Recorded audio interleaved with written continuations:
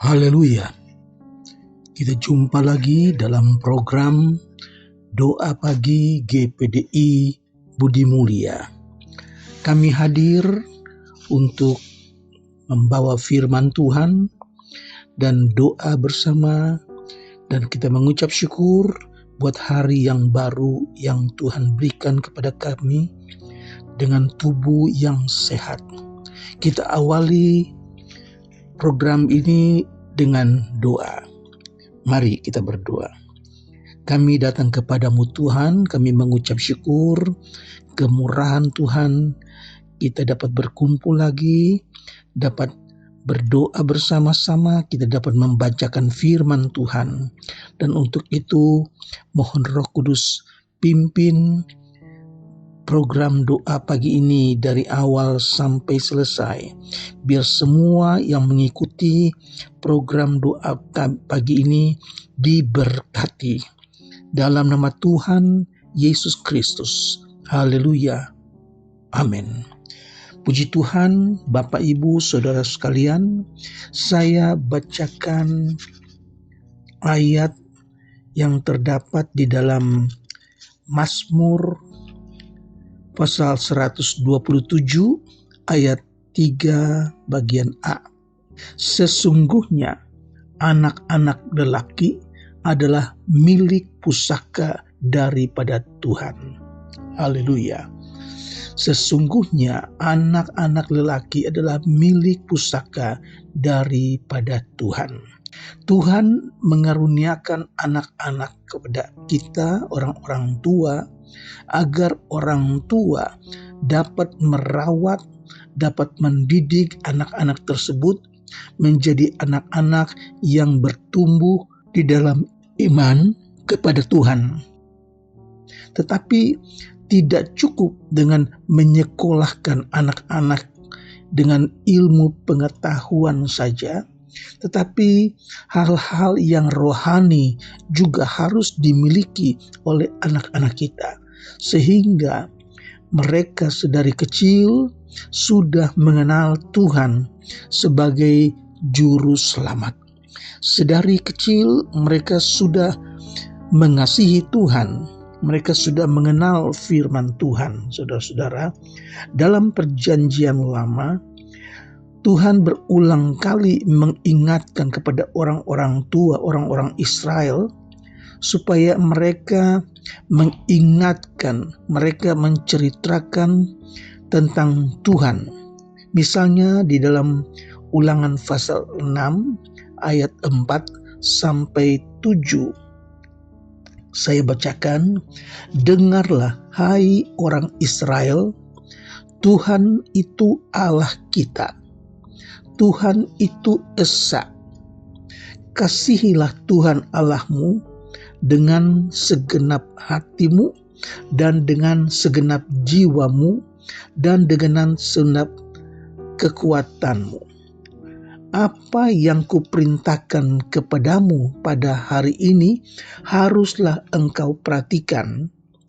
Haruslah engkau mengajarkannya berulang-ulang kepada anak-anakmu dan membicarakannya apabila engkau duduk di rumahmu, apabila engkau sedang dalam perjalanan, apabila engkau berbaring, dan apabila engkau bangun.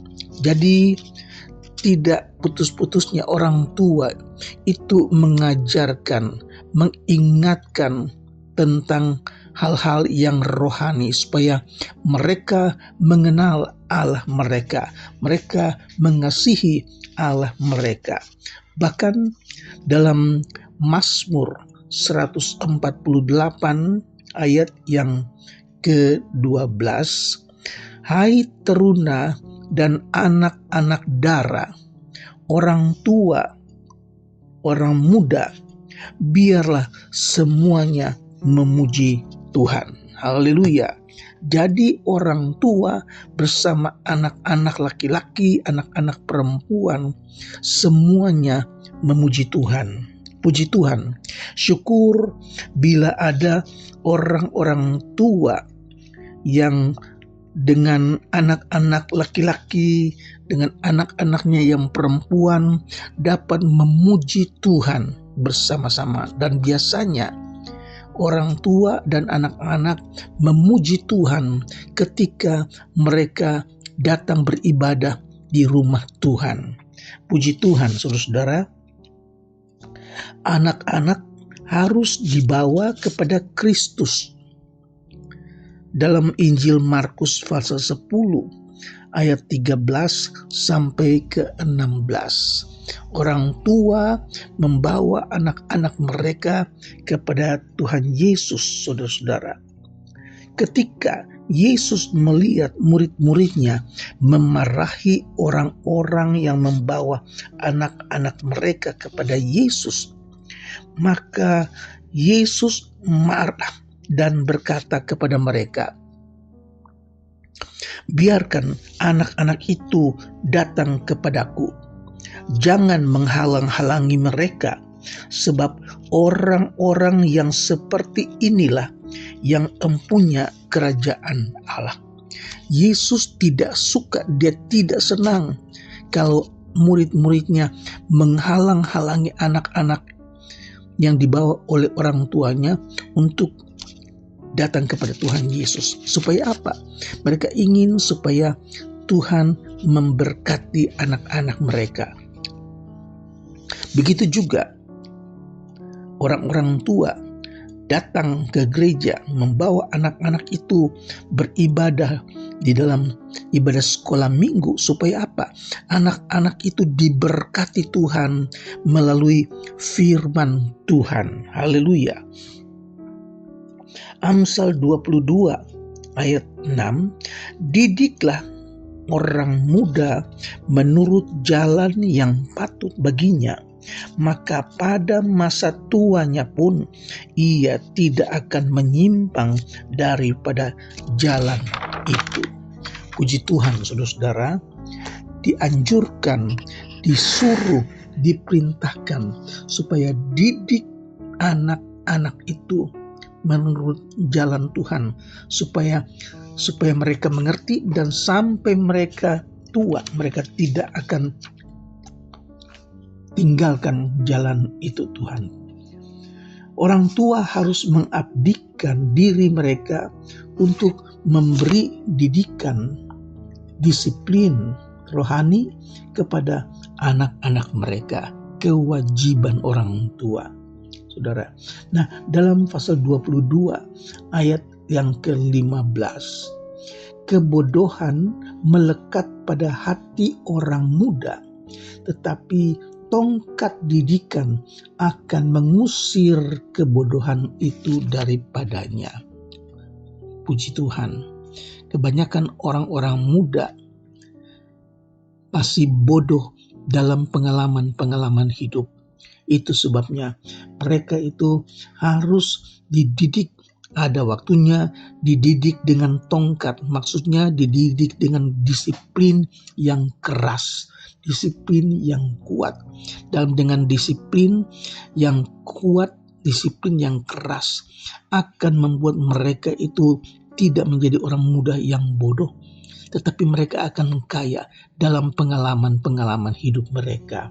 Didikan Kristen bertujuan mengabdikan anak-anak kita kepada Allah dan kehendak Allah.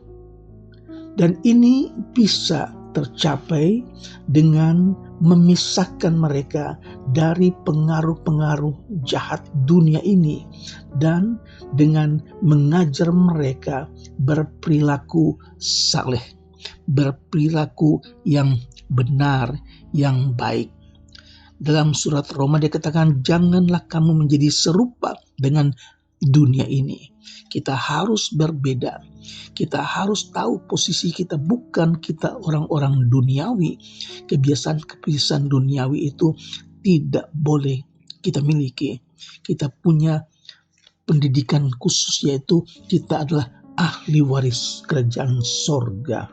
Puji Tuhan, saudara-saudara, orang tua harus mendorong anak-anak mereka agar mereka sendiri mencari Allah dan dapat menikmati pengalaman rohani yang takkan mereka lupakan. Anak-anak tidak perlu dipaksa, tetapi mereka didorong supaya mereka dapat mempunyai pengalaman pribadi yang indah bersama Tuhan Yesus, sehingga mereka tidak akan lupakan pengalaman-pengalaman rohani yang benar. Saudara, anak-anak harus diajar dengan akal budi. Dicatat di dalam Amsal pasal 22 ayat 15. Orang tua harus mengajar anak-anak itu dengan akal budi, dan orang tua harus mengajar anak-anak untuk taat kepada Tuhan dan ingat kepada Tuhan. Bukan hanya taat kepada Tuhan, tetapi ingat kepada Tuhan, tidak tinggalkan Tuhan, tidak lupakan Tuhan. Dalam Ulangan pasal 30 ayat yang kedua, juga di dalam Pengkhotbah pasal yang ke-12 ayat yang pertama.